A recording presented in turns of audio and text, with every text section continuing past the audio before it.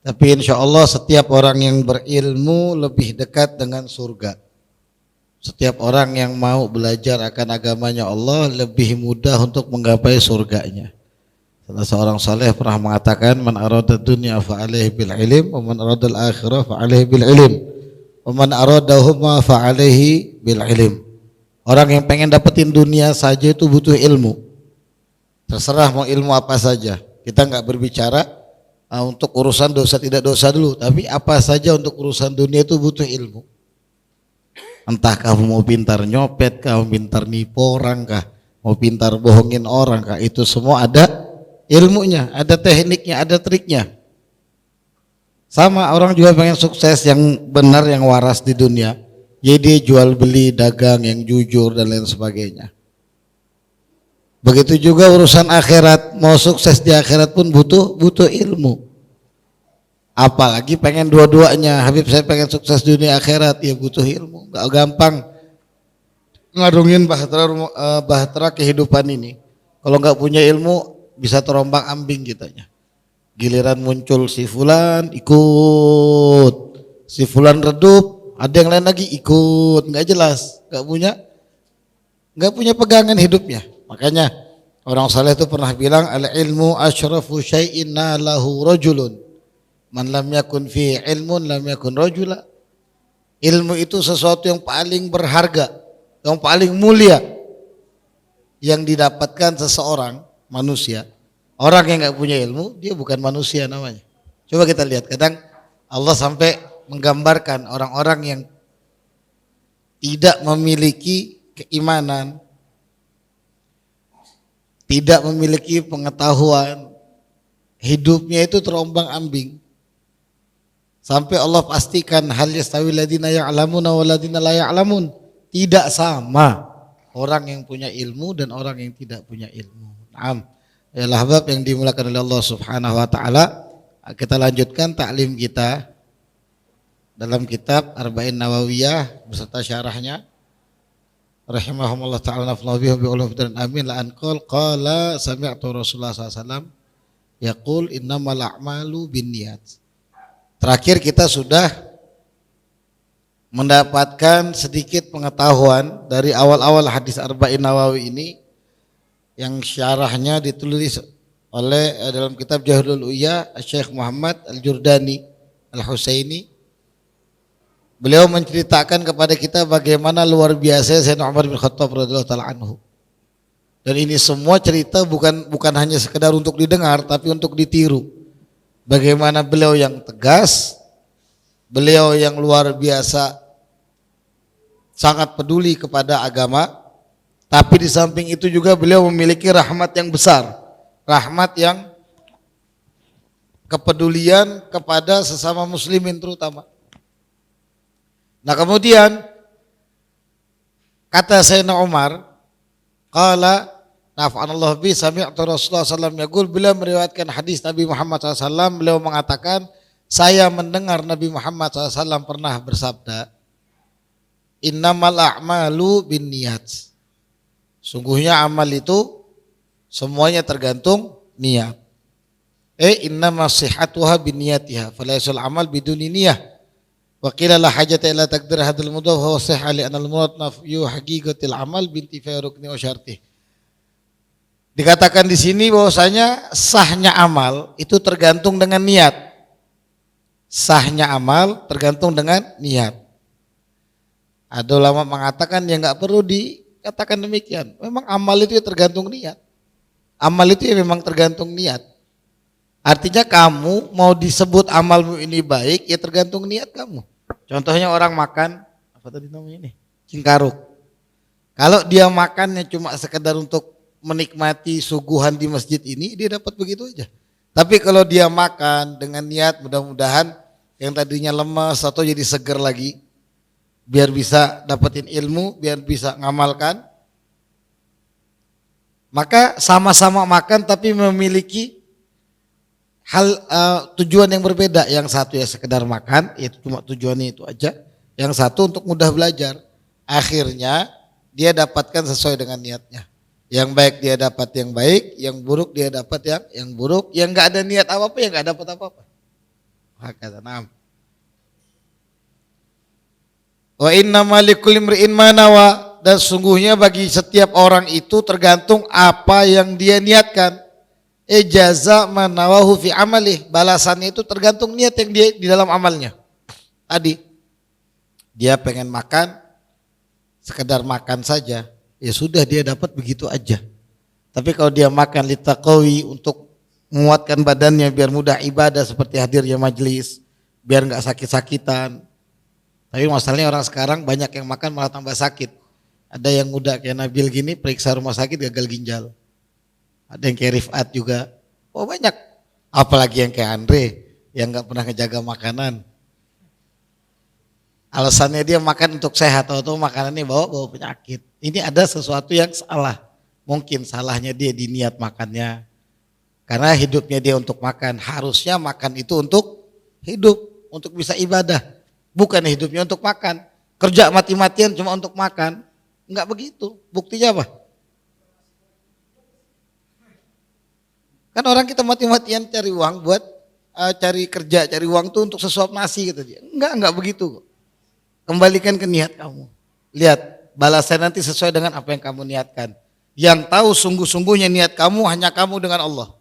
Enggak ada yang tahu selain kamu sama Allah. Walaupun kita hadir sekarang ini, sungguh-sungguhnya niat kita itu yang tahu antara dia sama Allah, dan balasannya itu terlihat nanti di hadapan semua manusia. Min khairin aw syarrin, tergantung niatnya dia tadi itu dia akan dapetin balasannya baik ataupun buruk. Maka kalau dia punya niat yang buruk, maka dia akan dapati balasan yang setimpal. Masalan, saya sering ditanya sama beberapa kawan, kenapa ya Beb ya saya hadir majelis tahun 2 tahun 3 tahun kok kehidupan saya enggak berubah apa-apa, rumah tangga saya makin kacau dan lain sebagainya. Makanya saya tanya, selama ini kamu niat hadir majelis ngapain? Oh pengen sholawat Habib, pengen syiar Islam, pengen cinta, buktikan cinta sama Nabi Muhammad. Mulutnya dia, tapi amalnya kosong. Karena amal itu gambaran dari niat seseorang. Ada orang yang hidupnya dia untuk makan, dia buktikan. Dikit-dikit makan, dikit-dikit makan, dikit-dikit makan. Gajian makan, tidak ada uang, utang pun rela dia makan. Yang penting bisa makan enak. Karena tujuan dia hidup untuk makan. Tapi kalau dia bilang, oh tujuan saya itu untuk biar sehat, biar kerja saya profesional, enggak. Tujuan dia emang untuk makan. Tujuan dia cuma untuk urusan syahwat, kelezatan dirinya saja. Paham ya? Jadi itu tergambar dari amal yang kamu kerjakan. Kalau ada orang niat datang ke hadir majelis, dari satu tempat ke tempat lain, satu majelis ke majelis lain, dia catat, dia amalkan. Memang tujuannya dia lillahi wahdah, cuma untuk Allah dan Rasulnya. Cuma untuk mengembirakan hati Nabi Muhammad SAW. Gak ada tujuan yang lain. Dia berusaha mengamalkan. Itu nanti akan terlihat asarnya. Dampak positifnya akan terlihat dalam kehidupan sehari-harinya. Oh, ini pentingnya niat. Sebagaimana diceritakan, ada 2 orang bersaudara. Yang satu ini sibuk aja sama maksiat. Yang satu sibuk sama taat. Sampai akhirnya kata Syekh Muhammad Al-Jurdani, iblis nampakin kepada mereka berdua. Kepada yang pertama yang ahli maksiat, dia bilang, ya Allah kamu ini rugi sekali hidupmu. Iblis itu tidak melulu tentang keburukan. Kadang-kadang iblis pengen ngegelincirkan seseorang karena niatnya. Kadang-kadang juga iblis ngebantu seseorang karena niatnya. Hidupmu sudah benar, kamu masih muda, terus aja kata iblis. Lakukan kemaksiatan. Hidupmu sudah terlanjur penuh dengan maksiat. Kapan lagi kamu mau ngerasakan sedikit aja kelezatan ibadah? Kepada yang satu lagi yang ahli ibadah, iblis bilang, kamu ini sudah terlalu banyak ibadah. Kamu ini sudah terlalu sering ibadah. Kapan lagi kamu maksiat? Sekali aja kamu rasain, habis itu tobat. Nah, ini biasanya itu bisikan ada di diri anak-anak muda. Masih muda Habib, masa kami harus ke majelis terus? Masa kami ganteng-ganteng harus duduk di majelis terus main gendang terus? Lah kalian kira saya ini jelek?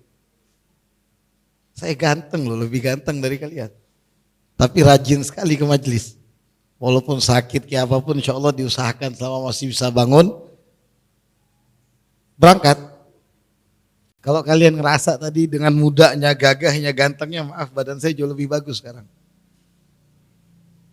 Jadi jangan sampai itu jadi alasan. Kadang-kadang iblis begitu ngegodanya. Sesekali udah enggak apa-apa, kamu lo masih muda. Masih panjang waktu kamu. Akhirnya dia nggak datang ke jalsa Lailatul Jum'ah. Dia pergi kemana?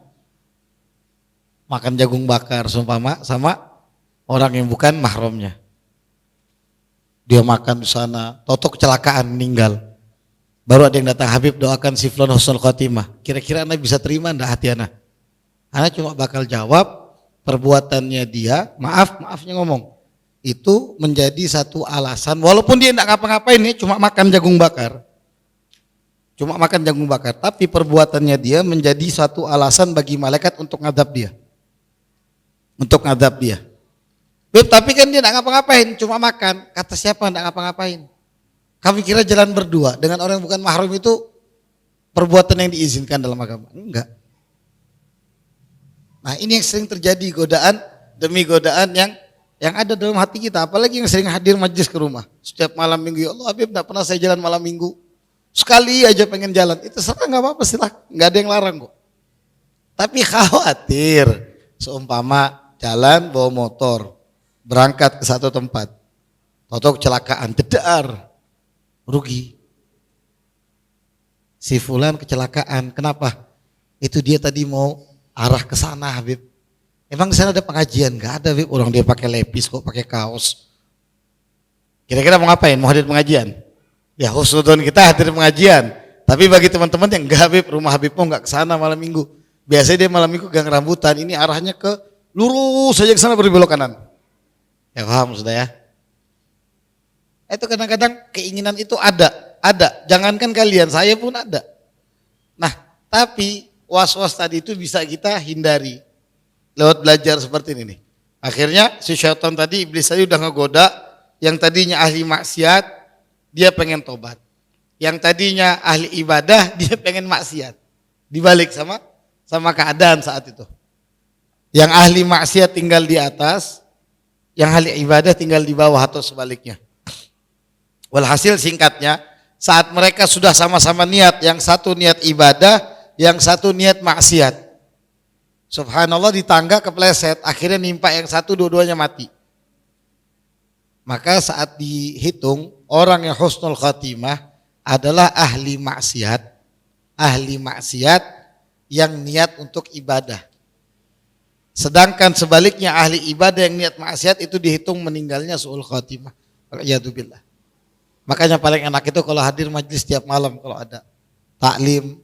Tapi benar-benar niat catat buat taklim, buat belajar, bukan cuma buat pasang status.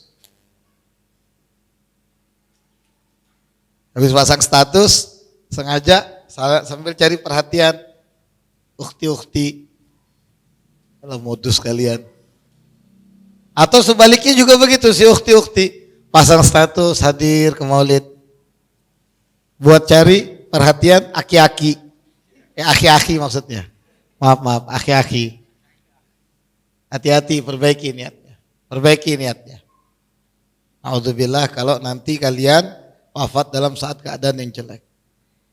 Maka saat yang wafat tadi dalam keadaan maksiat tapi niat tobat, yang satunya dalam keadaan habis ibadah niat maksiat. Dikatakan oleh Syekh Muhammad Al-Jurdani, yuhsyarul asi ala niyati ta'ah. Orang ahli maksiat tadi kelak akan dibangkitkan, dikumpulkan bersama orang-orang yang niatnya taat, yang taat. Sedangkan orang yang ibadah, dia bakal dibangkitkan dalam keadaan hina karena keinginannya untuk maksiat. Waliyadzubillah. Wa qila innaha tufidu takhsisul alfat bin niyah fi zaman wal makan wa in lam yakun fil lafadh ma yaqtadi dzalika. Ada ulama juga mengatakan maksudnya innamal likulli imri'in ma nawa ini, setiap orang itu tergantung apa yang dia niatkan, itu menunjukkan kekhususan lafadz niat tanpa perlu disebutkan, biasanya menentukan tempat ataupun waktu. Contoh, saya tidak akan berbicara sama Habib Agil. Maksudnya apa? Ya tergantung niat saya.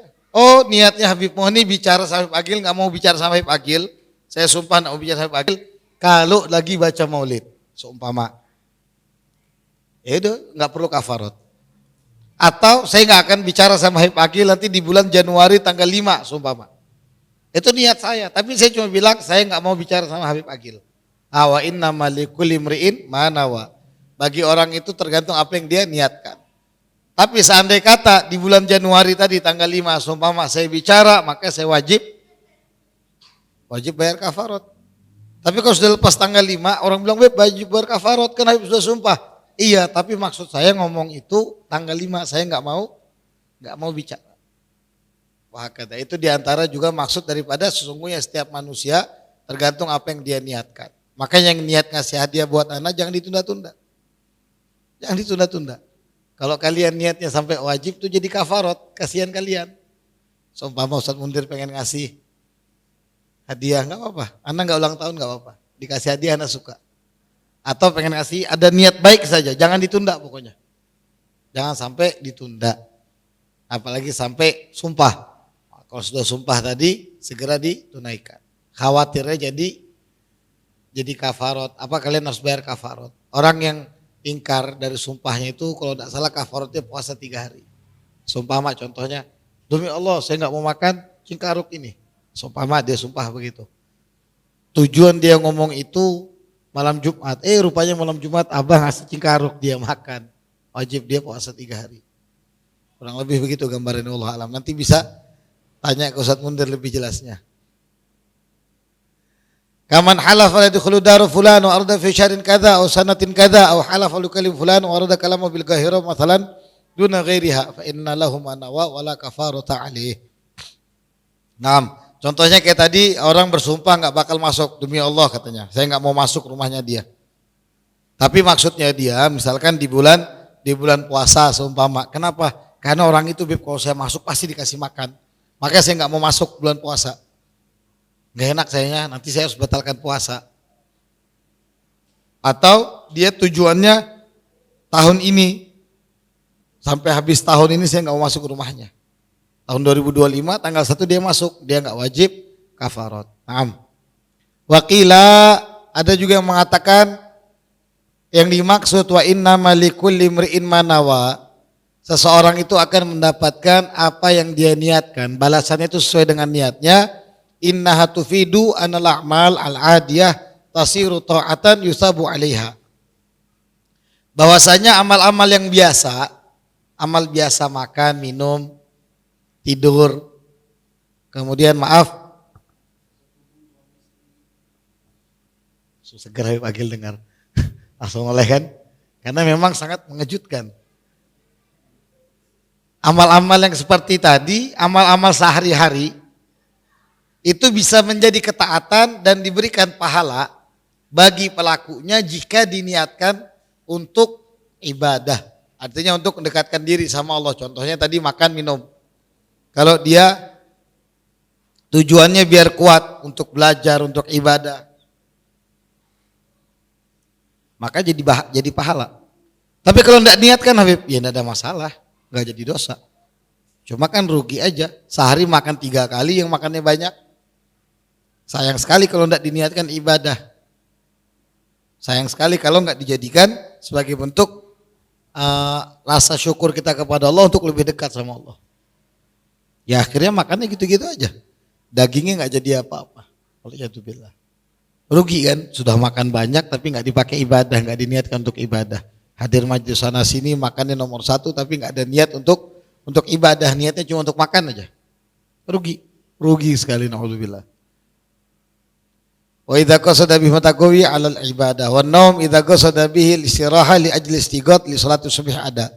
Juga tidur saat dia niat, saya mau istirahat ini jam 11 biar nanti bangun subuhnya itu bisa tepat waktu, enggak keluar waktu, enggak masuk di waktu subha antara subuh dan duha. Itu normal, orang sekarang anggap itu semua satu hal yang biasa.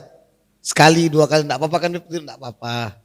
Kalau sudah tahu kamu ini susah bangunnya, mbok yang waras, sama urusan kerja aja kamu takut-takut, masa sama Allah enggak ada takut-takutnya? Apalagi yang masih sekolah dengan alasannya nanti misalkan, oh enggak Bib, saya ini harus bangun jam 7 segera, hampir enggak pernah terlambat dia. Hampir enggak pernah terlambat. Tapi subuh sering terlambat. Apa enggak malu sama Allah? Nah ini kadang-kadang tidurnya kita itu nggak jadi apa-apa karena nggak ada niat ibadah. Kenapa kamu tidur? Ya karena capek Habib. Kan gitu. Kenapa kamu istirahat begitu? Ya biar istirahatkan badan aja Habib, capek betul badan anak. Nggak ada niat sama sekali untuk bangun subuh tepat waktu. Ya akhirnya begitu. Tapi kalau dia niatkan benar-benar, walaupun tidurnya 1-2 jam, dia minta sama Allah, ya Allah, mudah-mudahan tidur saya ini menjadi sebab tidur yang kau ridhoi agar saya bisa bangun subuhnya tepat waktu ya Allah. Wah kata na'am. Tapi kalau dia tidur-tiduran aja, apalagi sampai kelewatan subuhnya, maka bisa jadi dia berpotensi berdosa. Tidurnya tidak menjadi udzur. Contoh seperti orang yang sengaja begadang. Orang yang sengaja begadang bukan ibadah melainkan main catur. Sampai jam 1 atau dia main game Mobile Legend atau nonton YouTube, nonton drakor atau apapun itu. Apapun itu selama bukan ibadah. Hal-hal yang mubah itu bisa menjadi dosa. Bisa menjadi dosa. Subuhnya kelewatan. Padahal jam 3 Anda lihat oh dia masih main Mobile Legend. Begitu jam 5 subuh ditelepon enggak bangun. Anak sholat subuh jam 10 enggak apa-apa, enggak boleh berdosa kamu. Kenapa sudah tahu harusnya tidur dari jam 11, dari jam 12. Dia sudah sampai tempat istirahatannya main sengaja. 1 game lah, 2 game, 3 game, 4 game, 5 game, ketiduran, subuh lewat. Maka orang-orang seperti itu berdosa. Apalagi yang sengaja telepon-teleponan sama pacarnya, naudzubillah. Mau kamu saling ingatkan tahajud, sayang jangan lupa ngaji ya. Telepon-teleponan ini ngaji, tuker-tukeran ayat, seumpama sambung ayat, dosa. Gak ada manfaatnya sama sekali. Jangan dirusak perbuatan baik dengan niat burukmu. Wala talbisul haqqo bil batil fataktumul haqqo. Akhir ayat. Jangan sampai kamu talabus antara kebaikan dan keburukan. Kalau sudah yang namanya pacaran itu haram. Ibadah yang berhubungan dengan sesuatu yang haram, ibadahnya sah. Tapi bersama hal yang haram. Seperti orang maling baju di jemuran, dia pakai untuk sholat. Sholatnya sah, tapi sama haram. Kamu juga begitu, sumpama kamu tuker-tukeran ayat ngaji berjamaah berdua. Bagus ngajinya bagus, tapi cara kamu haram. Jadi tolong diperbaiki lagi amalnya. Diperbaiki lagi niat saat beramal. Maka kalau mau main game, main untuk istirahatkan pikiran sesaat. Waktu jam 12 tidur. Beb gak bisa tidur Beb, ambil wudhu, sholat 2 rakaat, ngaji. Gak nyampe 5 menit ngantuk kamu. Percaya gak percaya? Oh enggak Beb, Anda enggak begitu. Ambil wudhu, sholat 2 rakaat, ngaji. Kamu kalau di depan handphone memang gak tidur. Tapi setiap kita di depan Al-Quran, begitu ngeliat huruf Al-Quran, subhanallah kata dia kan, kenapa Al-Quran ini Bib kayak ngehipnotis saya, tiba-tiba saya langsung ngantuk kata dia. Ya udah ngaji nggak apa-apa, nggak nyampe 5 menit tidur kamu. Jadi kalau orang tidur niatnya untuk istirahat biar bisa bangun subuh, dia niatkan begitu, insya Allah dia dapat pahala dari tidurnya. Atau pakai caranya hamba Allah, bantal. Pokoknya saya mau bangun subuh. Enggak tahu itu cara benar atau enggak. Kemudian wal watu, bersenggama suami istri. Idza arada bil iffah, kalau dia niatkan untuk iffah. Apa itu iffah? Menjaga kesucian dirinya. Menjaga kesucian dirinya mereka berdua, suami istri tadi. Karena kan apalagi si suami seumpama, karena si suami ini kerja di luar, maaf sering ngelihat paha ayam di mana-mana, ada yang jual dada ayam juga kan, orang-orang jual ayam itu kan ada paha ayamnya, ada dada ayamnya. Akhirnya dia sampai rumah, maaf,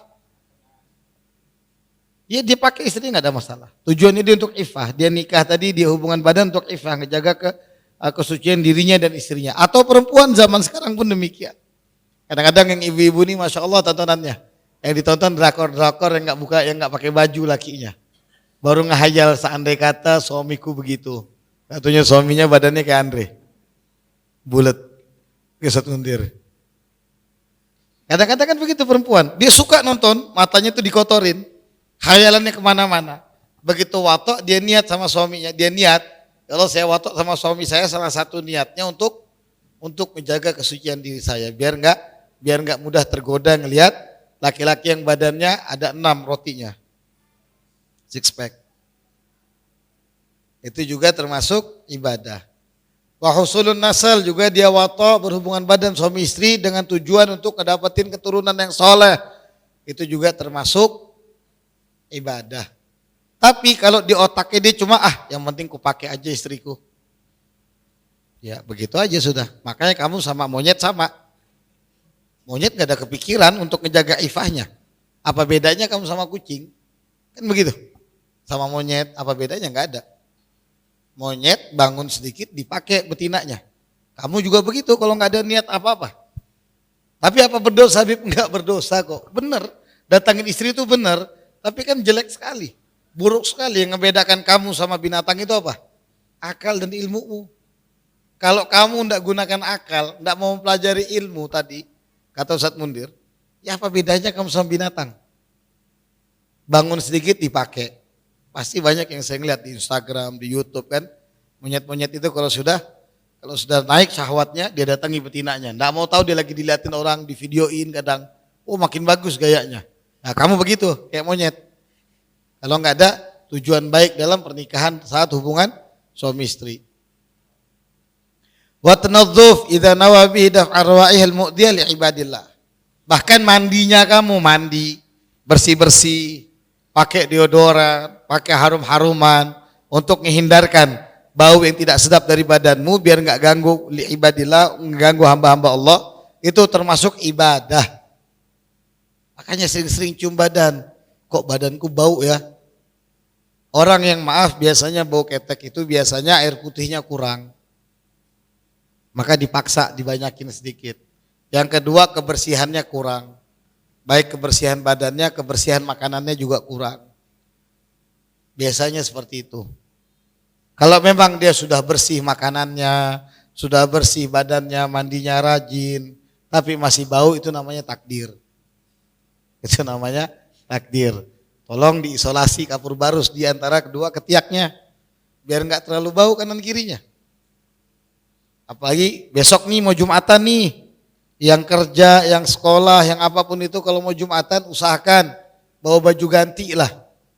Tapi kan Bib saya pengen menghadap Allah seadanya Bib, apa adanya saya.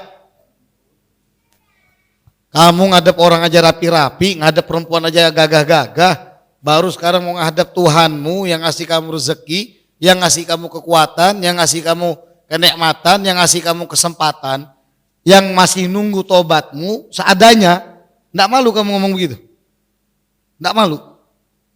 Kita mau nikah saja, mau ketemu calon mertua, mau ketemu calon istri, waktu itu gagah-gagah, cukur jenggot, luluran, ngerawat diri 3 bulan sebelum pernikahan, cuma untuk sesaat ketemu ngasih kesan baik pertama kali. Apalagi nih kamu mau ketemu Tuhanmu, baru kamu bilang seadanya. Ini yang buat kamu sampai hari ini hidupmu itu sengsara. Karena kamu menganggap Allah itu ya seadanya. Secukupnya kamu, sesuka hatimu, semua maunya kamu. Gak ada sama sekali niat ngagungkan Allah sedikit pun. Tapi permohonan sama Allah banyak. Pengen kaya, pengen mudah ini, pengen haji, pengen umroh, pengen punya mobil, pengen macam-macam pengennya. Tapi pengaguan sama Allah kecil, ya sudah begitu kamu. Ya begitu kamu. Makanya niat itu penting. Yang sekolah kalau seumpama pulangnya 11:30 paling enggak bawa baju lah, bawa baju ganti, bawa deodoran, bawa minyak wangi. Siapkan itu dalam tas. Bersih-bersih, enggak sempat mandi paling enggak disemprot minyak wangi. Biar nanti waktu sholat itu enggak ganggu yang di samping. Biar enggak ganggu yang di samping. Kita pernah dulu sholat, itu begitu mau takbir, Allah, itu bau nanas, campur bawang merah, campur bawang putih, campur tape, di blender jadi satu, pakai terasi, baru dioles ke ketek, begitu baunya. Bayangin coba, mau muntah rasanya asli, mana kita pendek lagi kan orangnya lebih tinggi, ya Allah, nah sampai bilang ini orang kok susah bener jaga kebersihan. Loh ini salah satu ngeganggu, bukan kita ngehina, enggak, bukan. Tapi ya memang tadi itu, kalau kita bersih-bersih niatnya biar tidak menimbulkan bau yang tidak sedap, itu termasuk ngejaga perasaan orang ibadahnya orang itu termasuk ibadah. Jadi jangan dianggap sepele mandi itu. Ah, enggak apa-apa.